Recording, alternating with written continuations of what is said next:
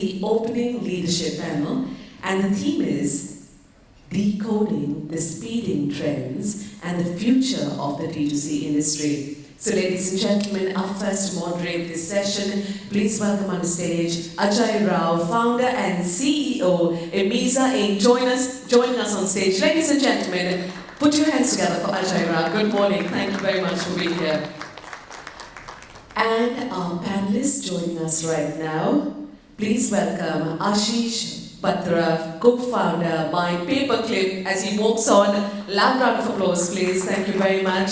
Akshay, Varma, co-founder, Beco, joins us on stage right now. Good morning. Thank you very much for your presence here today. Kshitij, Ladia, co-founder and COO at Almo, walks on the stage to join our panelists. Good morning. Anurag, Kedia, co-founder, Pilgrim, is our next panelist joining us today. Thank you very much for joining us. Saanket, Pendke, co-founder, Nutrizoe, is up next. A loud round of applause, ladies and gentlemen. Everybody, keep it coming. Akash, Valia, Managing Director, Docon, API Holdings, is up next. Thank you very much. Good morning. Gaurav, Zatakia, founder, CEO, Flow Mattress, walks on the stage. To a loud round of applause, please. Aashutosh, Taparia, business head, Big Basket, is up next. Thank you very much for joining our panel today. Please welcome on the stage Saloni Anand, co-founder, traya.health, joining our panel, and she is dressed in the pink of health today. Well, ladies and gentlemen, our moderator will take this session forward. Thank you very much.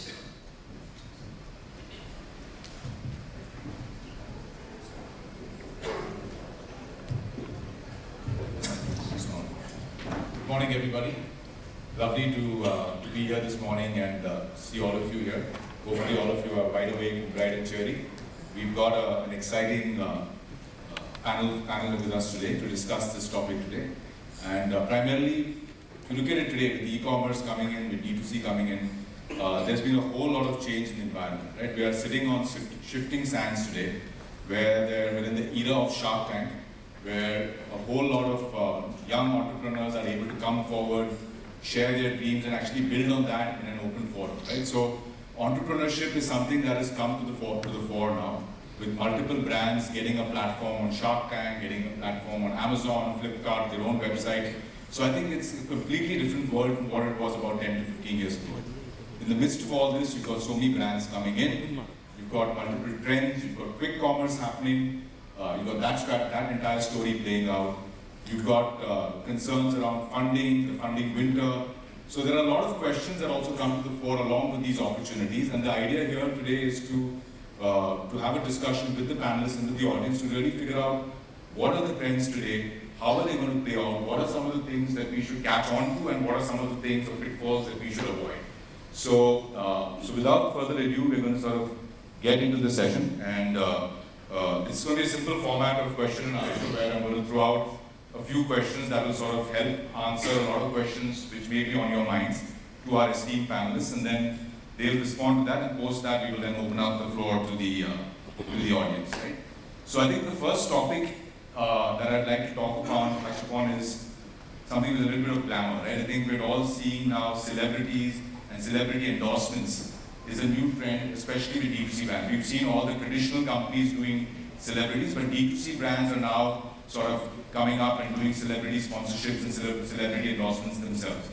So the whole idea is to understand how beneficial is this to the ecosystem. Can brands really get value out of this or not? So the first question that I'd like to throw to the panel is, do you really see celebrity endorsements helping brands? And how can brands improve their ROI, their return on investment, through these spends, right? So would love to get some perspective on this, and we have a few companies here who've actually done it. So I'd like to first sort of call upon Beco. If you could sort of talk about your own experience in this. Hello. Hello. So good morning, everyone, and thanks to D2C Conclave for having this event. I think this is a great initiative. So, in the last few years, I think a lot of new age consumer brands have gone down the celebrity endorsement route, and I think in the next 1 or 2 years, a lot more will go down the route. And I think it's very important for these brands to know it's not just about getting a celebrity on board, it's more than that. It's about what you're doing with the celebrity that is more important. It's not like you just get a celebrity and do 1 or 2 posts on Instagram or do one campaign. It's a lot more than that. You have to have an entire strategy around it. And it's very different for an established brand like Rin or like any Unilever brand. And when it comes to a new age brand, when an established brand is going down the celebrity endorsement route, it's more to be relevant with the consumers and to maybe like preserve or gain market share. But when it comes to new age consumer brands like us, like Beco, it's to actually gain more relevance, it's to gain more awareness, and it's to reduce basically your customer acquisition costs, your costs per reach to the consumers. So I think when it comes to new age brands, celebrity endorsements have 2 advantages. One is it helps reduce your costs per reach, cost per acquisition, costs for gaining awareness to the consumer. And 2 is it helps build trust in the consumers. When the consumer sees a brand having a celebrity endorser, they feel like this brand is serious in their work. They are gaining market share. People are trusting them. It also like small things. It helps. Like we are there in offline. We have a good offline presence also. So it helps with the retailer because the retailer also feels like that the brand is established. I think 3 important things come when you're selecting or when you're going down the celebrity route. Is one. The first thing is you should be very strategic when you're choosing a celebrity. So for Beco, we were very fortunate to have Emiza as our endorser. She's also a investor for us. And we had a couple of other options also, but we actually had done a small survey with 200 of our D2C consumers, and I think around 85% of them chose Emiza just because what she stands for. It's very important. She's a UN brand ambassador for sustainability, and we are a sustainable brand. Everyone knows her for going green. She has a lot of initiatives. So it's very important for choosing a celebrity which resonates with the brand and people connect her with that. And all your campaigns come out much more natural and doesn't look like an endorsement. The second thing is there should be a 360-degree campaign surrounding the celebrity. It should not be a one-off campaign. It should be a long-term. It should be you should be bombarding the post everywhere, be it on YouTube, on OTT, on your Facebook campaigns, your banner ads. It should be a complete 360-degree campaign. And the third thing is, especially when you're a new age brand, the engagement should be a longer term. It should not be like a 1-month campaign or 2-month campaign. It should be maybe at least a year, a couple of years, because it takes time for the consumers to come into association that this celebrity is involved with this brand, and then only you will get your ROIs with the celebrity. Thanks, Akash. I'd like to now sort of throw this question to Saloni to share your perspective on this. Thanks, Ajay. Am I audible? Okay. Just to add to the points that Akash said, in one word, celebrity works. Yes, definitely works. However, I think every brand will have to work towards making it work. I think folks at stretch about choosing the right celebrity, which is very important. The second piece, which is very important, is what will the celebrity say and why are you actually getting a celebrity? For example, at Traya, the focus was optimizing ROI in performance. So the objective was not just brand awareness, where I put a Shah Rukh Khan, people look at it and come to the website, where there's a huge session spike, but not leading to conversion. However, the objective was, can I get people to buy, which is a very different way of measurement, in measuring whether the celebrity engagement is successful or not. And hence, the messaging along with the celebrity becomes very, very critical. We went through a very experimental route, and we still do that, where any celeb piece at Traya is actually shot at the same production quality with a normal model. And we see that if this gives me an X ROI, the moment I change the face to a seller and I launch the same piece, can X change to 2X, 3X in terms of ROI, right? And it does. It helps get that attention. However, we have also seen a seller piece with not a strong messaging terribly fail. So backing your seller with messaging is very, very important. And third is measuring it appropriately. So if you have that you are doing it for ROI, for your performance piece. So I differ a little bit from what Ashish said, Akash said at the, Akshay said at the later part, which is the 360-degree campaign, 1 year, 2 year engagement. You need a lot of money to do that, right? Getting a seller for 1 year. Plus you need a lot of conviction that, hey, this is my seller and I'm going to put all my money here, which is something you don't have at a starter stage.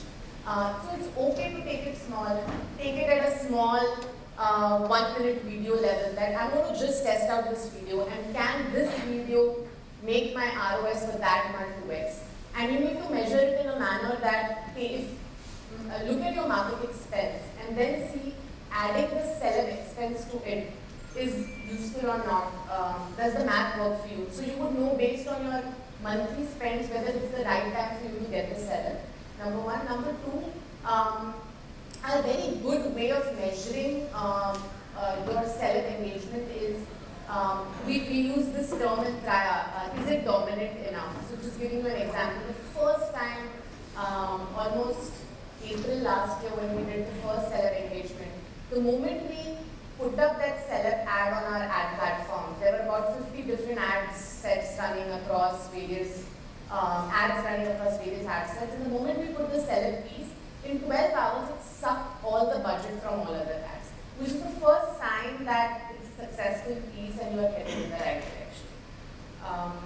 Yeah, that's got it. Just this one last point. Also, it's not very important to do it with a large seller. So I'm making the whole seller piece easy. If you see for any D2C brand to start off, right? You don't need to go up with a really expensive person. You can start off very small, maybe a TV star, which fits in your budget, and then slowly learn by you go and then build up to finally find that, reach that stage where you have that big seller, a year contract, etc. Just to add one point on a very lighter note, maybe it's become more complicated over the last 10 years because 10 years ago we just got Shahrukh just for the football and purpose. And yes, I agree with both of it, it's become much more complicated with social media and other platforms coming. Thank you so I'm a much. big basket fan. I'd like to now sort of ask Akash from API Holdings to sort of share his perspective on this. Yeah, I think, so I think I'll just pick the up from what Saloni said, right, that selection of celebrities is extremely important and at what stage of your startup, of your established company you are. So the definition of celebrity doesn't need to be a large ticket size celebrity as what you rightly mentioned. If you're a new age startup, an influencer, a very, very good influencer can also be a celebrity, right? And then you do a large scale 360-degree campaign around it. I mean, ROI will come only if you utilize the celebrity the maximum, right? Just signing the contract with a celebrity doesn't sort of end there. And I'll just take an example. So even with Farmeasy, I'm sure many of you all remember, we had not started with a large scale Amir Khan, right? Amir Khan has been our latest sort of campaign. In fact, we had Prabhudeva for the longest time as one of our celebrity campaigns. And I think that's something that even we realized to connect with the common man, as medicine is just every man's need. Connect with the common man, a larger than life figure like Salman or Shahrukh is not going to help. We need a common man to connect with the common man. I think that's where Prabhudeva fit right in. We did a series of ads with him. And then of course as we scaled, as we added more companies to larger API holdings, that's where we felt that we need a larger figure. But we still didn't go for a Shahrukh or a Salman. We still felt Amir still connects largely with the larger common man audience. And I think that's where the selection for us worked pretty well. And then as you saw, like we have used these campaigns across IPL, across news channels, across TV, ADL, BDL campaigns. And I think utilizing then the celebrity piece across channels is extremely important to get in the ROI. And a very other extreme example to one of the startups I advised is Secret Alchemist. We took Luke Coutinho. Luke Coutinho, so Secret Alchemist is a aromatherapy based wellness brand. Luke Coutinho is a wellness guru. Right? We didn't go for a Malaika Arora Khan, which she stands for yoga wellness, but she comes with a very large sort of bill as well, right? And then you don't want to spend 2 crores and then another 2 crores to sort of utilize that advertising marketing. You're pretty much will be done with your 12-month runway will become a 1-month runway, so you don't want to do that either. But Luke Coutinho, I mean, let's say mid-size celebrities come in with a part package, right? They don't want pure, cash. They come in with a cash plus equity, cash plus revenue share model, and they are more flexible. So I think that's where that worked out for us. And Luke Coutinho fits right into what Secret Alchemist stands for, which is wellness. And it's done fantastic for Secret Alchemist, right? They've tripled the sales ever since they've signed up Luke Coutinho. I think so. Selection becomes a key part, and from an operational standpoint, I think fantastically covered by Saloni. Measuring every, literally daily sales, daily orders is super important. Once you bring on a celebrity, is it working? Is it not working? Is the format working? Like, are you using the celebrity on digital ads only, or do you still need to go for a TV ad or large mass media marketing? I think that certainly comes up from metric management, and ROI purely comes from the 360-degree marketing. Right? So I think these are some of the thoughts that I have. Great, thank you so much. Appreciate this input. So we can now move on to the next question. So I think the main thing now with a lot of startups this day and age is about funding, right? It's about getting access to capital to be able to grow and scale your business and getting that capital at the right time and at the right price, right? So that's always a problem that a founder is trying to solve, right? But at the same time, you're dealing with investors at the other side of the table, right? So their metrics, the way they look at your business may not necessarily be the way that you're looking at your business, right? So they have certain metrics that they're gunning for their own exit. So the question here is, what are some of the cohorts and traction that investors are looking at when they evaluate a D2C brand? Do these investor expectations usually align with building a sustainable business, right? Because ultimately they're only going to be with you for a short span of time. You've got to build a sustainable business. And how does the founder balance the investor expectation with building a sustainable business, right? So this is something that I think a lot of founders would like to get some perspective on. Maybe I would like to call upon Anurag, Kedia from Pilgrim to lead us off this. Thanks, Ajay.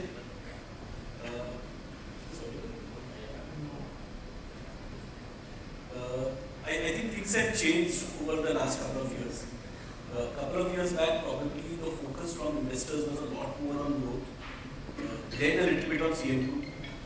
I'm assuming the jargons are known, so I'm not getting into explaining what CM2 and EBITDA would be. But now, and as an entrepreneur, once you have started on the fundraise journey, I think you're perpetually on that treadmill. Difficult to stop, and many of us have raised funds. So earlier, especially for D2C brands, the cycle is almost every year to 18 months. Because you're raising little capital and then you want to demonstrate a little more before you hit the market. So the focus clearly has moved to sustainable growth. Couple of years back, maybe this was not the case. And now when we are talking to investors, we're talking to bankers to see what the market is saying. I think almost everybody is focused not just on CMP, they're also saying EBITDA profitable कब बनोगे? अभी नहीं हो तो कब बनोगे? It's a 6-month journey, 12-month journey. They really want to see a roadmap, which I think comes from a while. We are in the D2C conclave. It comes from a mix of how you play your channels. Most brands I have spoken to, the new customer acquisition or CAC is a pain point, and hence that pays out only over a period of time. Since you asked about cohorts, I think one of the key metrics on cohorts we look at is what we call as revenue cohort. How much is a customer going to pay you more over the next 12 months and 24 months? So if a customer has paid us 100 rupees in the first transaction, how many more transactions and how much more revenue is the same set of customers going to give us in the first 12 months and first 24 months? Because most brands will not break even, forget making money on the first transaction, and hence you will really need to calibrate how much money you are spending on D2C. It's a loss-making proposition if you are acquiring more new customers and less repeat customers, and this ratio is important to understand. just because you're acquiring a lot of new customers, you could be money, while your revenue cohorts or repeat cohorts could be superb. So in itself, the ratio of new to repeat to my mind does not mean much. A lot of investors also don't understand this today. These two have to be looked at into different buckets. What is happening on the new customer side, what is the CAC, and how much time will it take for at the CM2 level, not at a gross margin, not at a revenue level. Your LTV has to be looked at the CM2 level. How much time is it going to take for the new customer to return the CAC at the bare minimum? The other thing is, there is a definite rub-off on all the channel partners when you advertise for D2C. So whether it is in beauty category, Amazon, Flipkart, Nykaa, or a Purple, Myntra, you will see a definite rub-off. It is not possible to attribute. That's a gut feel number you will have to develop for your brand. But at the blended level, when you look at the brand as a whole, at the CM2 level, the benchmark these days for beauty category could be different for different categories. Is a bare minimum of 10%. People are happy if you are able to demonstrate 15 to 20%. At the same time, people want growth. So it is not this or that, it is this and that. No, that is the reality. Growth bhi chahiye, so early stages mein 3x, 4x growth is expected. So that's how that's how the VC model works. If you are slightly mid-stage, probably a 2x kind of a growth, and late stage, probably a 50 to 100% growth. If you don't demonstrate that, that is also a problem. But if you are not profitable on CM2, that is also a problem. We have found the solution in playing the channel mix line, and this is something we were discussing amongst the panelists also before the session started. That marketplaces, quick commerce, all these channels come together to kind of make the CM2 profitable. And then I made a lot of notes from what the other panelists were saying about sellage. Then when you start doing the brand expenses, at the EBITDA level is the burn something which you can control. So at Pilgrim, what our intent has been that if we get zero money from tomorrow from investors, how much longer will it take for us to break even? For us, that answer has always been a quarter. We can steer the ship in a manner that in a quarter's time it will start breaking even, which will mean the growth will stagnate, but we will not die as a brand. That's the fundamental priority for us at Pilgrim, and I would think for most founders that would be. For investors, it's a portfolio. Out of 15 companies, they want to see 2 home runs or 3 home runs. For us, this is the only thing we're doing in our lives. So we need to make sure that they are alive irrespective of what the funding environment is. Thank you. Thank you. Saanket, if you'd like to sort of take that. Yeah, I think what he said, I completely agree. And the way I think we make our life more complicated, especially with D2C, CAC and TV. I think for us the business is very simple. You have a brand, you are doing marketing, people look at the brand, they come to your platform, they buy the product. Either they like the product, they don't like the product, and if they like the product, they keep on purchasing it. See, that's the business we are in. It's very plain simple. And investors are also looking at the same, that how efficiently you are trying to do that. So it's a classic dichotomy when we talk about growth versus sustainability.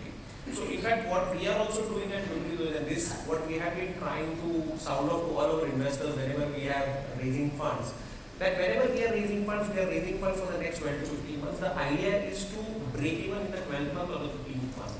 Okay? So what it gives them the confidence that okay, the company is going to grow at a particular X rate, and because we were literally a small company 2 years back, so we are growing at 4x, 5x, 6x, and now also we are growing at the same speed.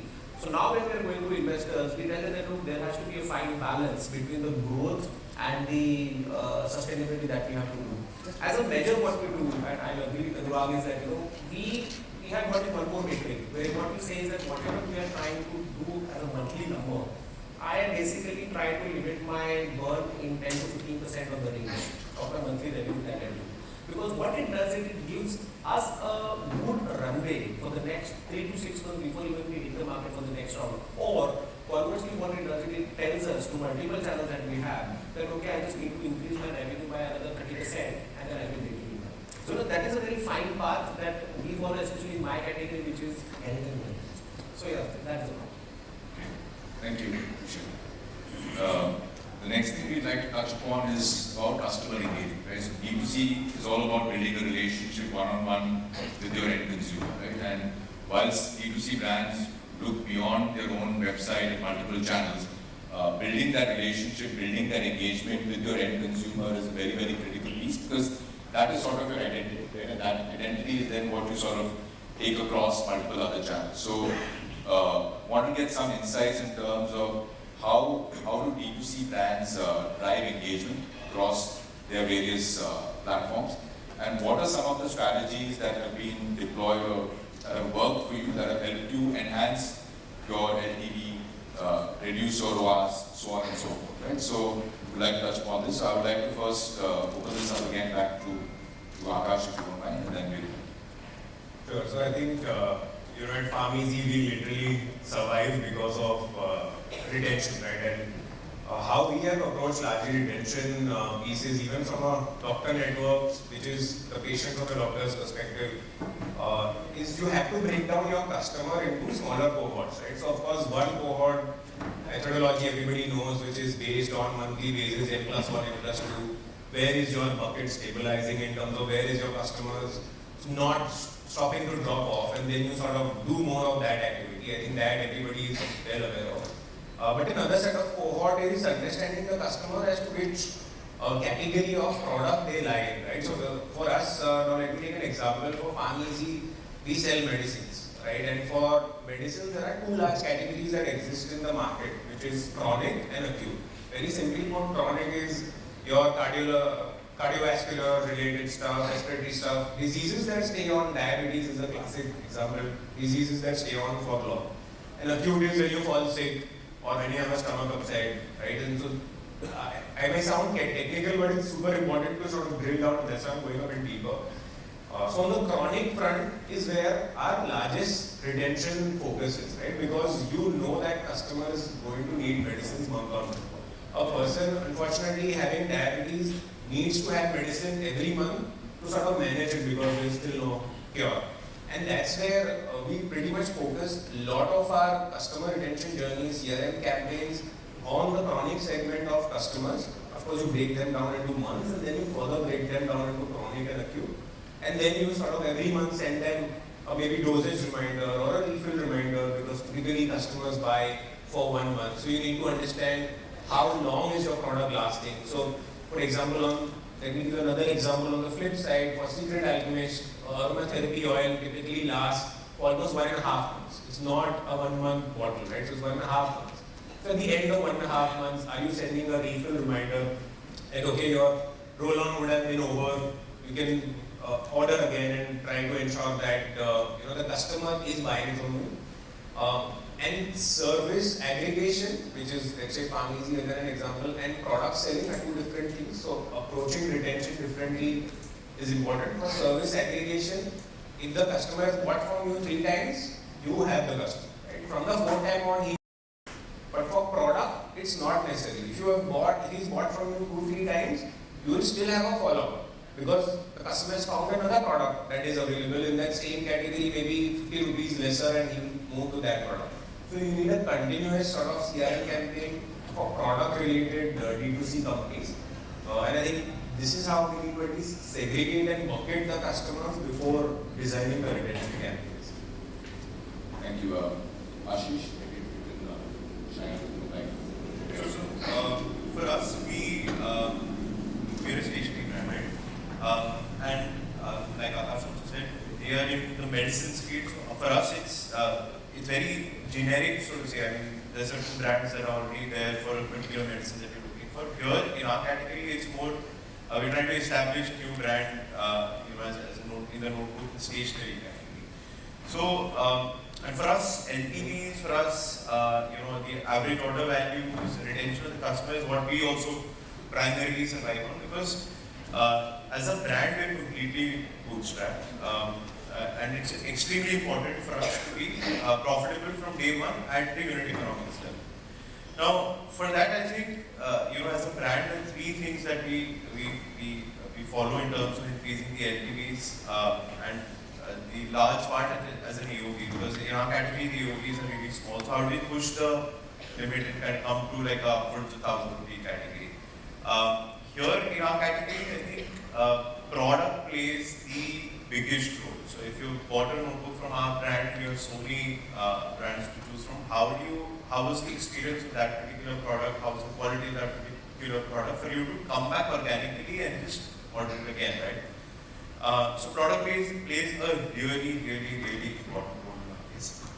The second thing that we focus on, and what Akash also mentioned was hyper-personalization. So, and understanding your customer more, right? So, how do you get into the data to say if customer A bought product X and within a period of 6 months bought product Y, and this is the trend that we see across this cohort of customers, and how do you actually take that data and personalize your campaigns, be it emailers, WhatsApp, and multiple other formats of marketing that you have, and personalize this to what the customer wants to hear and what their requirements are, basis data, and more importantly, over a period of time, with this data, automate this entire journey of personalization for or towards the customer. So that's the second. So product personalization, and the third thing is, I mean, for a brand like us, it's largely to do with how you have engaging content,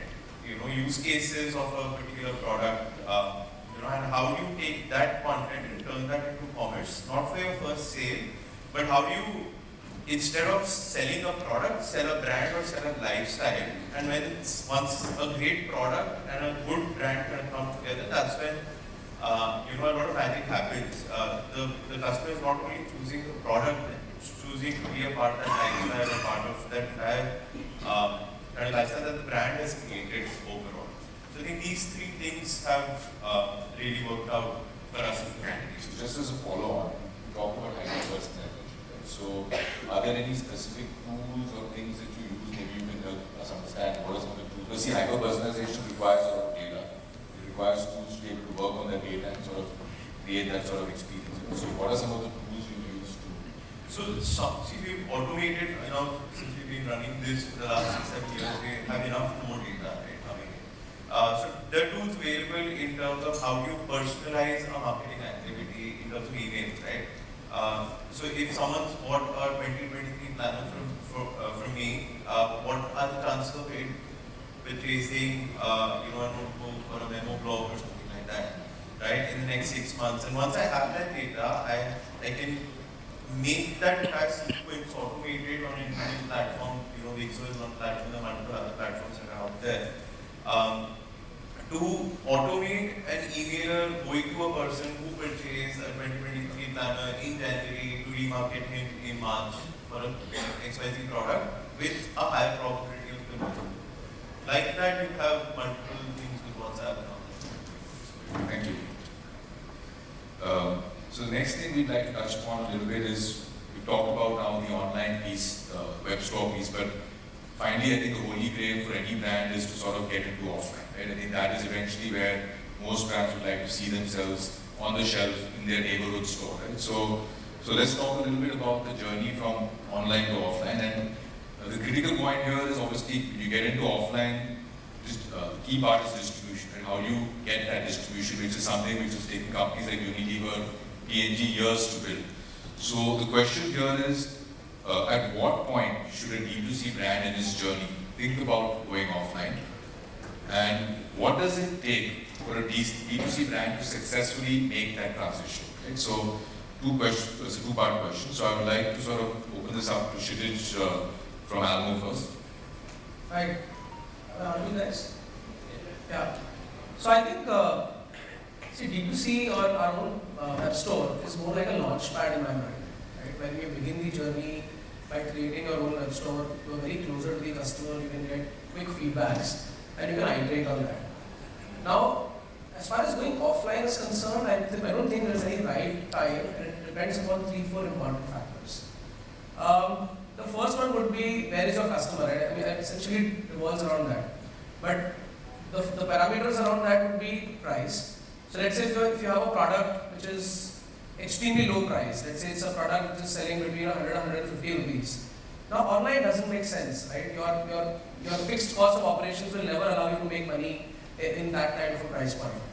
On the contrary, let's say if you have a luxury product, which is about a 5,000, 6,000 rupee plus product, again, getting traction, getting those conversion rates online might be a little tough. So if let's say you fall under any of these two categories, maybe going offline earlier might be the right way for you. But let's say if you are in that sweet spot, which is let's say above 400 to 500 rupees product, till let's say about 3,000 to 4,000 rupees, I think online is a much better sweet spot. And then your time to go offline can be a little bit delayed, right? Second, I would say is geography. Let's say if you're catering to a product which is meant for the Bharat, right, and not the metro cities. So we all know, right, that India has a 600 million online population. The transacting audience is less than 8-10 crores, right, at the end. So if you're catering to a product which is meant more for tier 2 towns, tier 3 towns, I think offline is inevitable from day one. Right? So I think geography plays a very important role. And I think third is category consumption, right? So let's say if you deal into electronics, right? I think scaling online for a large period of time would be possible because today 25-30% of branded electronics happens online, right? But let's say if you're dealing with a product like FMCG, which is more meant to be shopped, in the offline world today, I think going offline earlier might be the right answer. So I think it depends upon all of these factors. I think it's a combination of price, geography, and the category that you deal with. I think the second part, Ajay, that you asked is how do you make it successful? I think in online, a lot of levers are actually under your control. How much do you want to spend on Facebook, Google? You can keep going up and down, and basis that you can change the metrics of sales. Once a consumer comes onto your platform, or let's say even on Amazon, how do you drive conversions? But I think offline, the world is very different because there's a salesman in the front who's actually going to be selling your product. At least in the initial phases, right, till the time you get organic inbounds. So I think incentivizing the channel partner plays a very, very important role out there. Right? How do you sell the story first to the channel partner, which is more like the softer aspect, and the harder aspect more would be around aligning the right incentives. So let's say if a channel partner is getting a 10% margin on a new age FMCG product and a similar margin on a Unilever, he doesn't really have the, or he or she doesn't really have the incentive to go and sell your product to the consumer, right? But on the contrary, if the margin structures are different, or the retailer has bought into your story, I think that is going to play a very important role. We also nice to get maybe an FMCG perspective. Anurag, would you mind also putting a little bit on this? On the offline. So we are incidentally now going offline. And I will also share some insights from what I heard from investors. So one of the managing directors of Sequoia said on a public platform that earlier they used to think that monthly sale of 10-15 crores is the benchmark to kind of go offline. Their thinking seems to have changed. Obviously there are various caveats which Kshitij has proved it's rightly so. But I'm giving you a benchmark coming from one of the largest investors in the country. We are at close to 10-12 crores a month now, and now we are going offline. We think it's an important part of the journey. But this is very specific to where Pilgrim is today, where beauty categories, and it takes a lot of time to establish the table. Right? When we started our online journey, we didn't know how Amazon worked, we didn't know how Flipkart worked, we didn't know how Nutrizoe worked, and how D2C worked. It has taken us a lot of time to learn each of these channels, and that is going to be the journey. While now we are in a position to hire some, senior people from the industry who can help us travel this journey. But for the brand, it's a new journey. As an organization, we don't know how offline works. So we are looking at launching some pilot markets. We are looking at launching multiple channels, completely aware that we might fail in all, we might fail in one, we might fail in two, we don't know. But we're testing out 4-5 different channels as we speak. This calendar year, hopefully by the end of this calendar year, we are a little smarter than what we are today in terms of where the offline market is. But I think for any brand, whether it's a 100 rupee brand or a 500 rupee brand or a 2000 rupee brand, if the aspiration is to be very, very large scale, and most of the founders I at least come across, that's the eventual aspiration. Offline will have to happen. You can do it with a very, very tightly knit geographical market. One of the inputs which I actually heard Kaushik of Sugar mention, which I found very interesting, was they looked at which pin codes was giving the maximum traction online, and then they decided to go and set up their kiosk there. And that's, I picked up from them, and we are also going to follow the same strategy that you look at which pin codes are giving us traction and try and set up at least our brand outlets. The larger retail chains will go wherever they are. If you're going with a health and glow, we have to follow where health and glow is and where they decide to give us a. But the brand outlets will try and be a little more sharper in terms of where we are. You're in a very sort of a heavy category in terms of the products, as well as value being towards it. So what has been your strategy for offline? So, I think there's no right answer to this. I mean, as some of the other panelists mentioned, it depends on a lot of the things.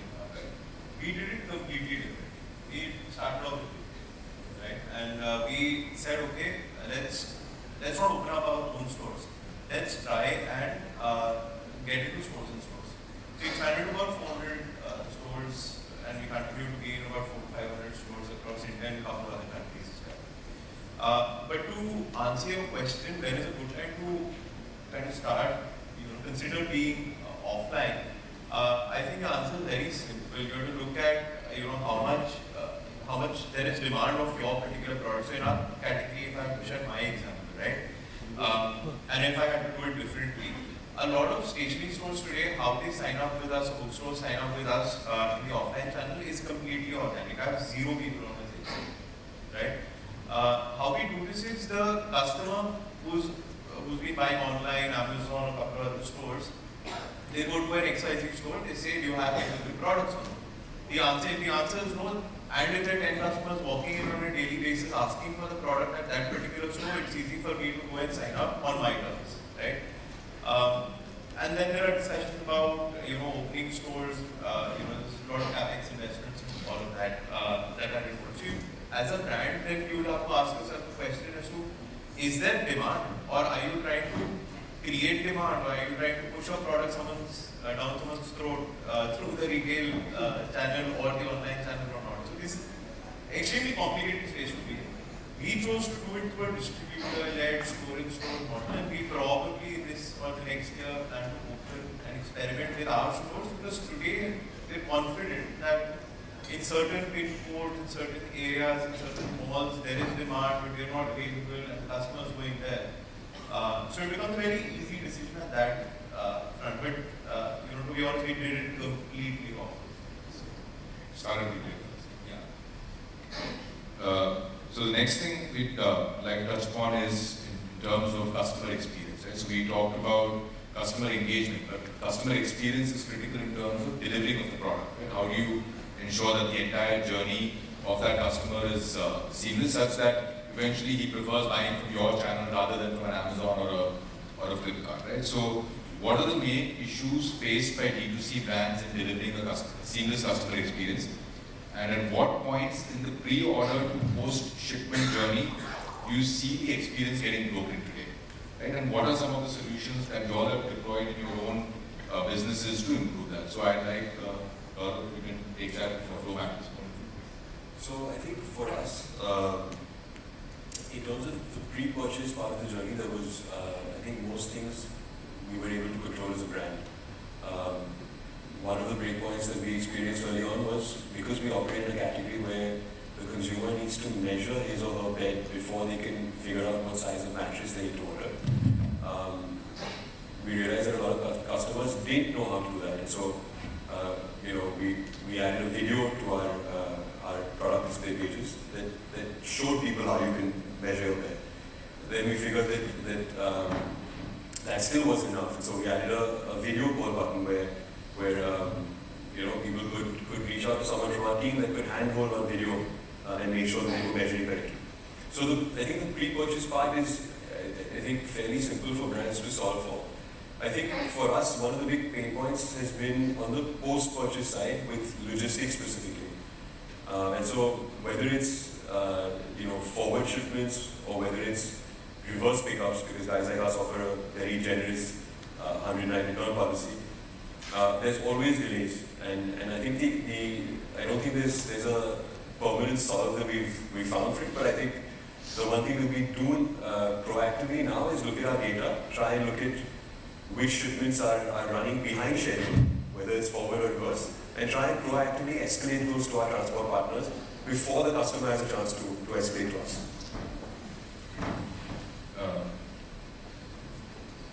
Kshitij, if you could also. So, I think Ajay, you mentioned a very interesting thing, that how do you differentiate between, let's say, Amazon. We'll take questions, we're keeping 5 minutes to questions later. I think you mentioned a very interesting thing, that as a brand, how do you create that kind of an experience which is, and you differentiate with, let's say, a channel partner like Amazon, right? And I think if I look at as a consumer, my transaction journey with Amazon, it is extremely seamless, right? In terms of how fast the order comes to my doorstep, how easy it is to, let's say, return a product, right? But I think it is actually very transacting in nature, right? There is no special element that a brand is able to create with a journey at Amazon. So I think the baseline from a order experience is to be as good as Amazon in terms of speed of delivery, in terms of ease of returns, in terms of ease of refunds, right? But at the same time, how do you deliver a special experience when you're doing it from your own store?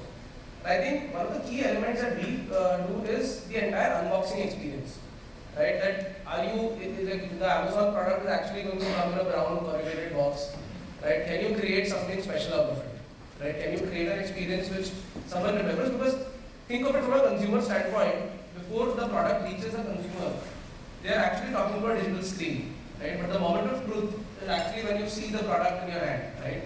So I think the unboxing experience plays a very, very important role.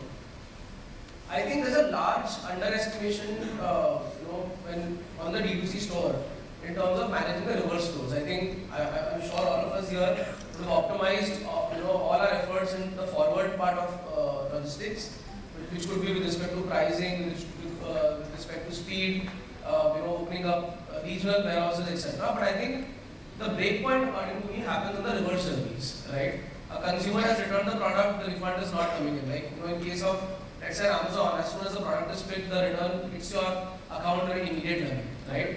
But in D2C, I think we still lack that as a feature, right? That we can create an instant refund.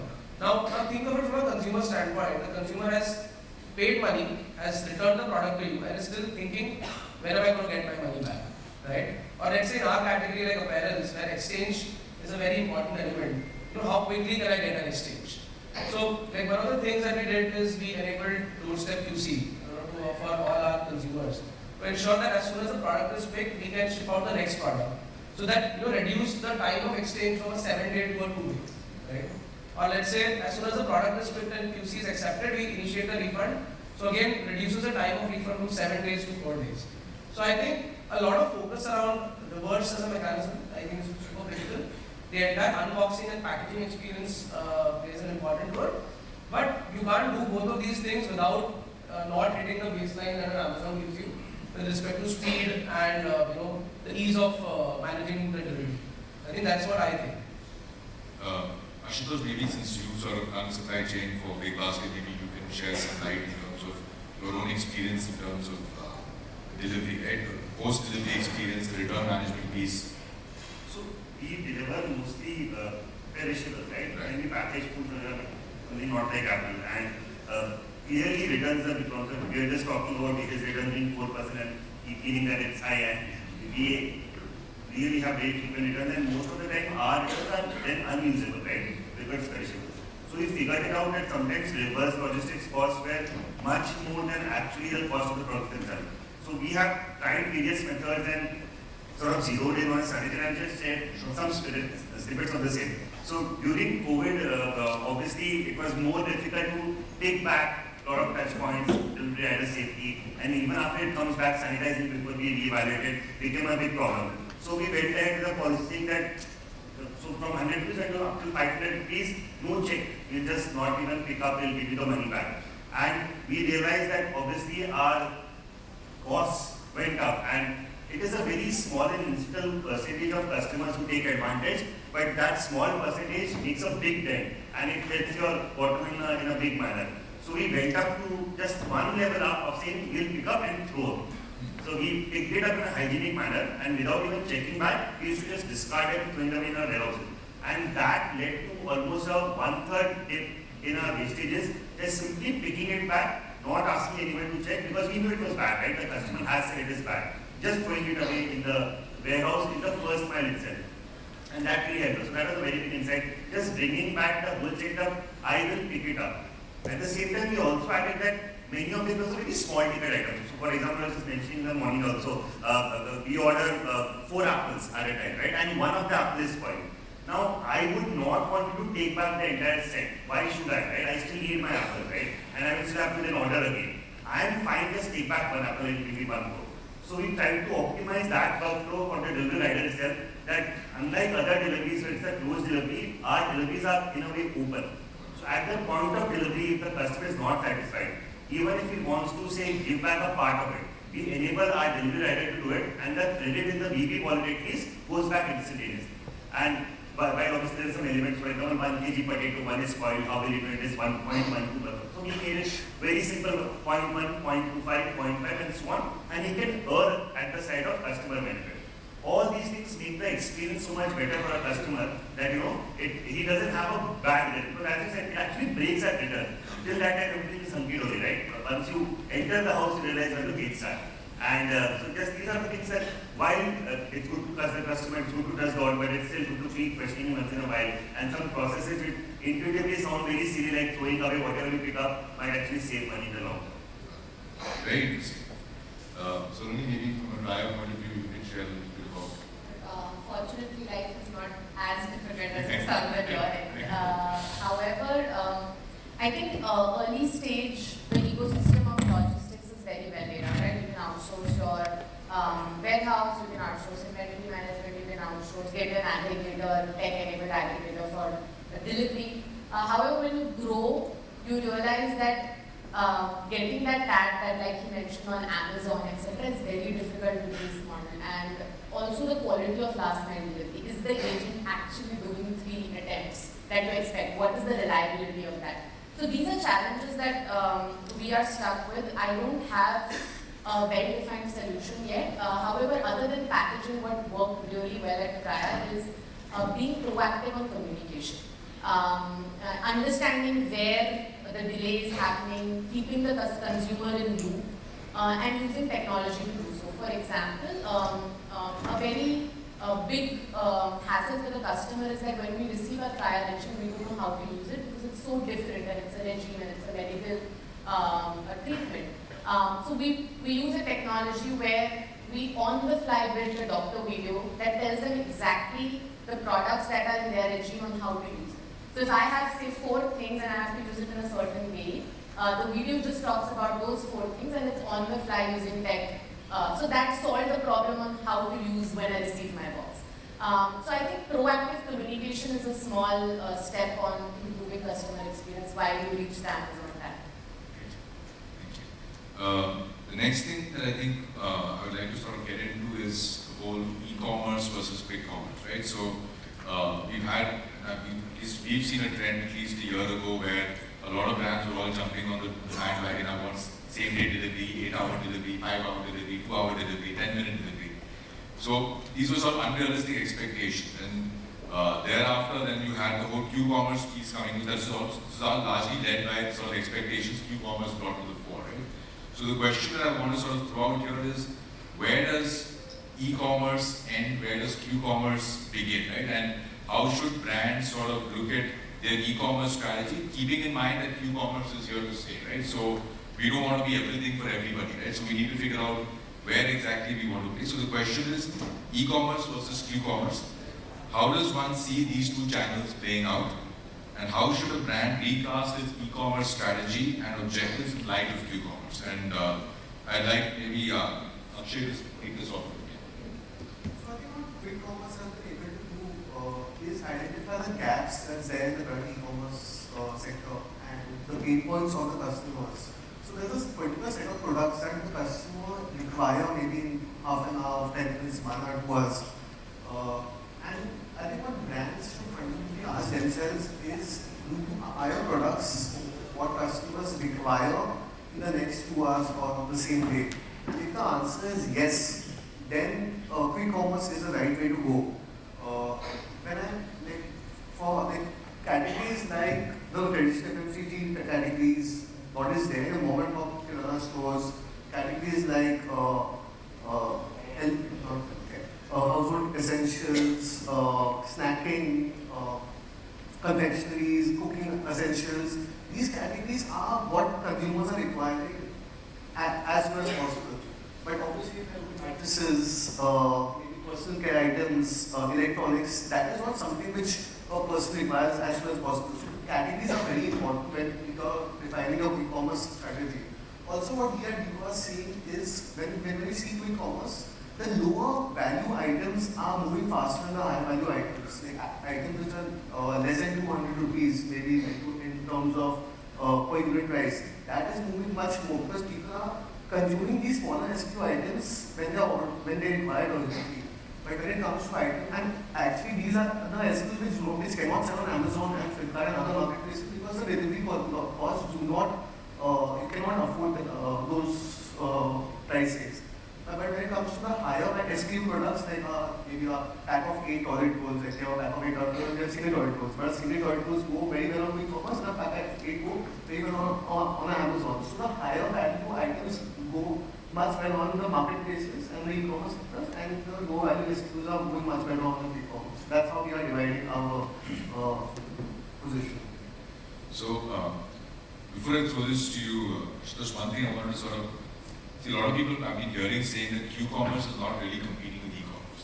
Q-commerce is actually competing with GD, right? It's actually trying to take away GD market share. And I think Big Basket Jewelers sort of led the way on that front, and obviously thereafter you had other people follow. So what is your take on Q-commerce versus e-commerce versus GD, and how do you see this playing out? So I feel this Q-com versus regular com versus GT to be like an ecosystem, right? It's a full spectrum, and you have to choose where you work out. And there are some interesting sort of snippets that I like to share, and some of you might find it very relatable of what we need. So I see a lot of young people in the crowd, so I'm not sure if you guys know this, but the first breakthrough in actually e-commerce was the Amazon next day delivery.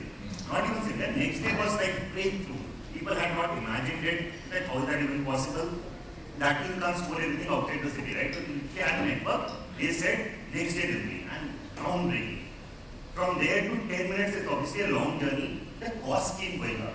So there are 3-4 factors that you have to consider. First is obviously the product. Some products fail when you ask for a delayed classification. And one example was ice for us. And we used to sell ice since a while. In Delhi, it sells very well for us. And in quick commerce, we heard it's selling very well in Delhi, and suddenly our brand manager said, well, let's sell it across India. I'm like, not for Bombay. And everyone has a fridge. Why do people need ice so quickly, right? And I'm from North, so I know there is a machine ka thanda pani, 2 rupees, right? So there is, you'll never say people selling cold water in Bombay, right? That will not work. And the numbers shocked me for Q-commerce. Because while chips is also in consumption, ice is something which people want now or don't want. Chips, people still say, if it comes late, I'll maybe use it next time I want it. Ice was very clear, I want it now. What's very sad is that we get nowadays potato in 10 minutes, but paracetamol we don't, right? So this fact that only product matters is not exactly true. Beyond a point, beyond a reasonable amount of time, it's just a selling point. It's just trying to differentiate yourself in an undifferentiated category, right? The GT guy says exactly the same thing I do. So how do I create a differentiation? And that differentiation is created by 10 minutes, 15 minutes perception. I feel it's a marketing and a selling gimmick, if I can be very honest with you, because it comes at a cost. So the first phase of e-commerce was obviously the early adopters. Second phase was discount driven. So e-commerce, we save some money, so we pass it on to the customer. Sorry. Now, this is in a way discounting, but this discounting is not directly passed to the customer. Quick commerce has inordinately high costs associated with the cost of delivering supply chain. And by not passing it on to the customer, we are in a way discounting it, right? A retailer, your Amika general store sitting below your house can easily match their delivery time. But you need a chotu or someone else to help him out, and for the peak hour, right? And if he sort of provides manpower for the peak hour, he'll feel during the day. So he is planning as his own business. I think Q-com will settle at a more reasonable 30 minutes, 1 hour window. And at that sweet spot, it will definitely find the takers. I see a very, very clear trend of the world shifting to quick commerce, right? The definition of quick commerce, for example, though for a mattress might be maybe a same day delivery before I sleep at night, and maybe for a medicine it has to be a half an hour, 1 hour delivery, right? So that spectrum will be there. But there is a very clear shift in the world you can see in the customer base, which people shifting to quick commerce, and I like to give that an example that for Big Basket, for the first 1 year of Instamart and Zeptos, we saw almost zero erosion of our customer base. And this is post-COVID, I tell you, right? So this is post-2021. And still the market grew by 30-35%. These are all new guys coming into the market. The market has expanded, and this new niche has been created. And it's only now, last 6 to 8 months, where we see this flirtatious behavior of our customers moving some of their ACV to quick commerce, and thankfully a lot of coming further. So to summarize, the D2C brand had said that everything comes at a cost. There has to be a reasonable cost. Sometimes this is just another way to deep discount your product by selling it. Thank you. you. I think we're pretty much out of time. So before I open up, we have a 5 minutes for question answer. Before that, I would like to, Anurag, we have to flight to catch, right? So we'll excuse Anurag. So thank you, Anurag, for your time. And,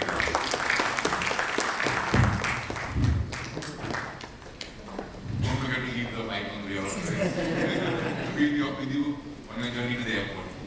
Okay, so we have 5 minutes for Q&A. So, yeah. Someone go to mic.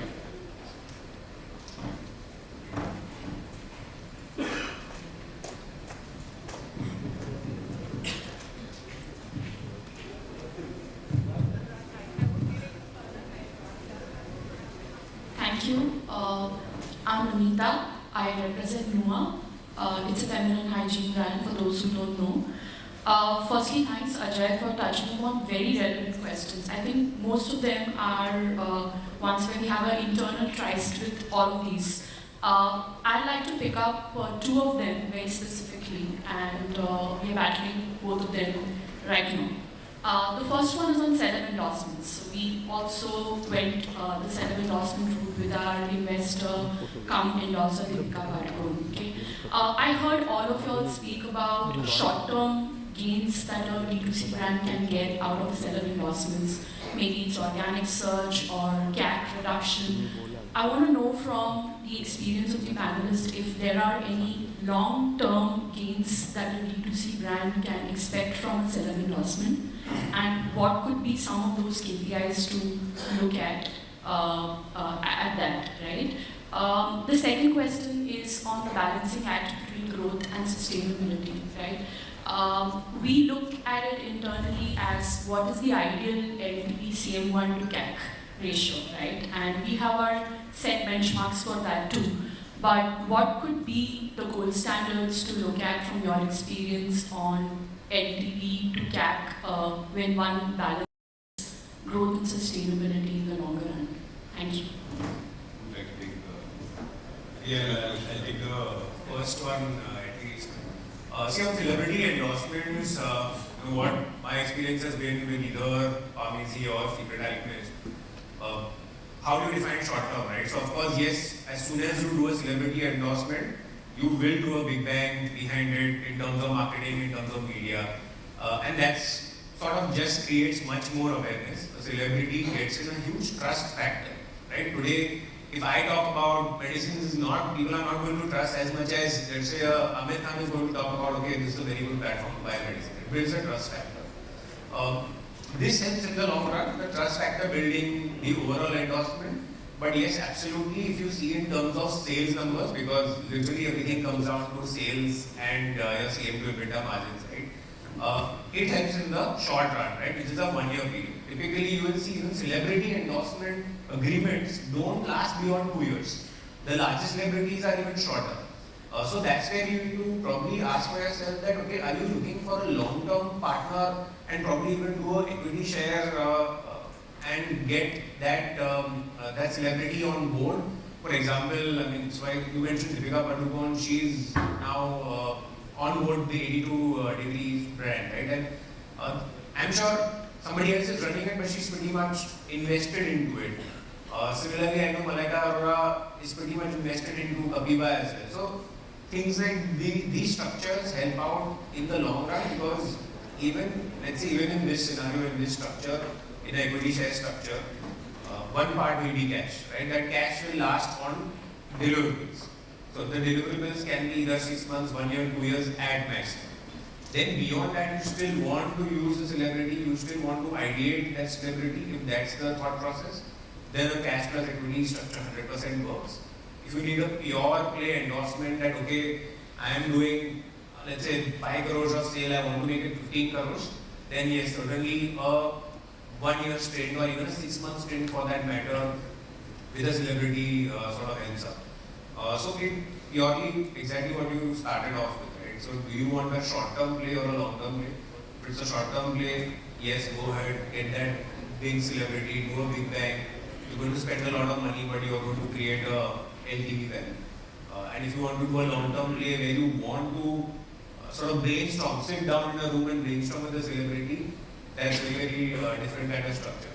And there are people out there that explore different structures. to add in a very short manner though. So, for example, again, and it's very ironical that I speak about only 10 years back and still feels like the world has changed. Simpler times, so we did not have too much of equity or share of revenues or tie-ups then. So, but the answer is still on. One is short-term versus long-term, and second is what product life cycle you are in. Your celebrity endorser will definitely help you get the initial burst. But after a point, once your brand becomes big enough, you will not get any more brand value from your association. So, for example, if I see Big Basket lifestyle value, we I think got great advantages of having SRK with us and becoming a household name.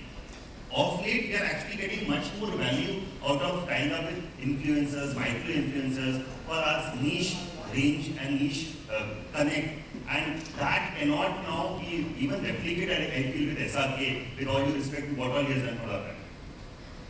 Just want to add, I think two things that I would keep in mind is one, if I'm my media to seller spend, right? So if I'm spending, let's say 2 to 3 crore on getting a really big seller, I should have 20 crore to media spend on. Because I see brands get a big seller but not sort of putting it out there, which is way more important. Right? So number one, your media spend should be in place. Number two, people need brand recall and frequency. So one big burst is not good enough. Unfortunately, you have to again go back with shoot 2 and shoot 3 and shoot 4 and literally print it in their minds that, hey, Deepika is for my brand, right? With that messaging, consistency, etc. So, and third is measurement. If it's happening at a long term, I think I would not look at things like CAC and revenue, etc., but look at a little high level brand metric like is the brand awareness, maybe some TOMA related surveys that we could do, brand lift surveys on that particular piece. People who have seen that ad versus not seen that ad. Is the favorability towards brand improving? Number one. Number two, as simple as Google Trends. Is the search keyword of your brand on Google Trends increasing? Which means that maybe today you are not gaining revenue from this seller, but in the next 1 year, the organic that you're going to get is going to be in place and will cover up for the cost. So that's it. I think we're out of time. So. Can you take one more question? Thank you. I was going to say that we are in a D2C room. I don't think 5 minutes Q&A will do a lot of justice to the audience here. So I request we... This D2C and networking. So we hope you increase the time in the panels ahead. My question is to the panelists. Thank you so much for keeping it real. I'm Devang from Fabbox. We are a healthy snacks brand. I want to ask, and I struggle with this myself, when we have this big spread around so many channels, how do you measure, what channel to give the burn to versus what channel to give the benefit to? Because a lot of times, for example, I spend a lot on ads and I see a lot of sales on Amazon instead of my own website. So, you know how it is. So I want to know, how do you guys tag some burn to some channels in order to take decision making on where to, further invest your funds to? Thank you. If I may take that, so this is the phenomenon which in fact Anurag was also saying that whatever advertisement that we do on social, it actually has a rub-off effect on Amazon and Flipkart of the world. We were also facing the same thing. So as a founder, what we do is you kind of try to slot your budgets, right? Facebook, Google, Amazon, Flipkart, influencer, and you say that okay, I need to measure the specific ROAS. Happened with us also. And at the end of the day, we realized that on Amazon, whatever that I was spending, actually it was not giving me any revenue. So I think D2C, the kind of category that we are in, I think we have to live by that. That but the way to measure it is at a gross level. So for example, the metric that I like and I have seen from a lot of brands is that for every 1 rupee that you are spending, I mean at a gross level, if you are making 4 or 5 rupees from all the channels put together, then I think your marketing is doing a very good job of it. So I think that is the way I look at it. How much burn to allocate? Again, it depends on, for example, this Flipkart is Amazon. Sales, we have to do it because one more, kind of disadvantage that we have seen. If you don't spend on the platform and during their festivals or during those days that they run, your product doesn't come on the top. So you can't really shy and say that I'm not going to put any money on Amazon. So you have to do it, but I think at a gross level, you have to see that till the time I'm making 1:4, I think I should be good enough. That's I have a different view to it. I think the simpler answer to this is stop looking at your business if you are in a monthly cycle. Try and look at a yearly cycle. At the core level, your financials, EBITDA and PAT are your key, which will come at the end of the year. And understand your cycles. For us, very small example, we're spending money, say we're spending money on ads, right? Google and Facebook, we're doing something. Some months we're getting very, very few, results are damn bad. But in the same months, the customers out there in the retail sector and shopping for the retail listing, and that completely spikes. Right? Overall, what is your cycle? Understand that. And overall, at the end of the year, take your decisions like that. I mean, there's a lot of impatience right now. I feel that in the D2C, I want to grow 4x. So if you go growing 4x, someone else is standing on there, no 6x. It's become like that. For a company like ours, we're happy growing at 50%, no investor pressure, nothing. All that is this thing. But very important to understand your cycles. And once you understand that, you can implement that in your business and things start falling. Is there a way to calculate that cycle? Like every easy formula? category, every product different. Within your product, the subcategory will be different. So you have to look at it very closely and then take it. It might literally be IPL rather than a festival in your case, for example. Aashutosh, I wanted you to specifically answer this because you have a little bit out of time. bigger issue. We'll discuss it later. And it's great news if we're moving into a tea break, so that discussion can definitely go forward. Ladies and gentlemen, it seemed like we had 10 mentors on stage. This was a fantastic session. We love how you personally answered each question, gave us so many different points of view. It was awesome. Please, a group photograph. Ladies and gentlemen, a group photograph. And all our panelists, our moderator, thank you very much for beautifully stitching that panel discussion in space.